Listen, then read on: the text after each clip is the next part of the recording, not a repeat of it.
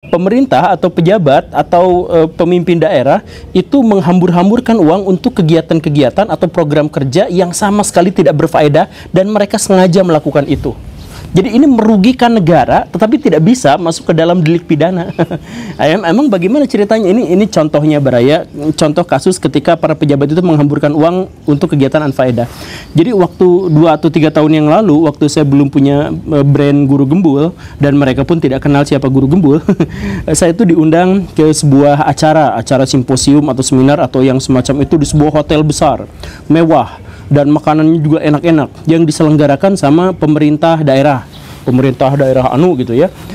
Apa yang dikaji di sana sesuatu yang sama sekali nggak penting, sesuatu yang benar-benar bingung aja, dan saya di situ pun hanya ditugaskan untuk berbicara sekitar 5 menit saja, 5 menit sampai 10 menit gitu, dan acara yang awalnya sekian jam dipangkas jadi setengahnya gara-gara ya udah capek udahan aja gitu.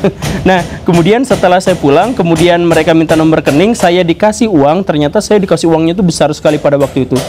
2 juta rupiah. Ya 2 juta rupiah itu besar karena saya dulu bukan siapa-siapa, terus nggak ngapa-ngapain, terus hanya bicara 5 menit di acara itu dan sebagainya, tapi dikasih. Terus saya nanya ke panitia, ini kenapa saya dikasih duit sebesar ini? Saya kan bukan siapa-siapa, saya tidak mewakili akademisi, saya tidak mewakili apapun di situ. Tapi katanya ya udah terima aja, itu memang udah ada anggarannya seperti itu. Nah ternyata belakangan mereka ada juga panitia yang minta dong 10% buat ini dan kami nggak kebagian dan sebagainya ya.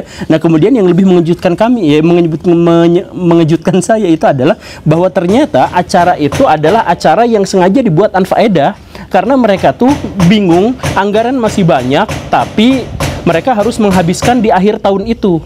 Sebab apa? Kalau misalkan kan setiap pemimpin daerah, setiap kepala apa yang semacam itu, setiap pejabat itu dikasih anggaran dana sekian-sekian. Karena mereka sebelumnya udah ngajuin proposal, kegiatan kami untuk setahun ini atau satu periode ini adalah sekian gitu ya. Nah, kalau misalkan tidak terpenuhi, berarti uangnya harus dikembalikan dan anggaran berikutnya yang turun ke mereka itu lebih sedikit. Karena memang terbukti anggaran yang terbukti hanya sekian kan. Nah, biar tidak seperti itu, biar mereka tetap dapat anggaran yang besar di tahun sebelumnya, walaupun mereka nggak tahu itu sebenarnya buat apa gitu. Akhirnya mereka bikin kegiatan-kegiatan yang faedah hanya untuk menunjukkan, hanya untuk membuat laporan bahwa semua anggaran habis gitu. Jadi akhirnya mereka bikin acara-acara yang unfaedah seperti yang tadi itu. Saya diundang, kemudian orang-orang nggak jelas diundang. Ya pada waktu itu saya juga statusnya orang nggak jelas gitu. Tapi di hotel yang sangat mewah, dengan makanan yang sangat mewah, dengan fasilitas yang sangat luar biasa untuk menyelenggarakan kegiatan yang unfaedah gitu.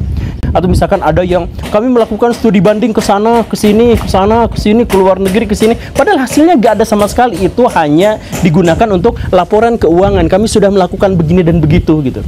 Jadi penghamburan besar-besaran di Indonesia bukan hanya gara-gara korupsi, bukan hanya gara-gara apa, tapi banyak pejabat-pejabat kita yang secara sengaja menghamburkan uang karena takut anggaran di tahun berikutnya atau di periode berikutnya itu turun.